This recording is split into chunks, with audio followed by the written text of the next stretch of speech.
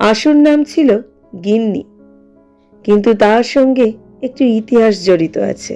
শিবনাথ পণ্ডিত যখন শুষ্ক উপহাসের সহিত এই ঘটনাটি ভূমিকা স্বরূপে উল্লেখ করিয়া সাধারণ সময়ে আশুর গিন্নি নামকরণ করিলেন, তখন প্রথমে সে যেমন সকল কথাতেই মৃদুভাবে হাসিয়া থাকে, তেমন করিয়া হাসিয়া চারিদিকের কৌতুক হাসে ঈষৎ যোগ দিতে চেষ্টা করিল। এমন সময় 1টার ঘণ্টা বাজিল।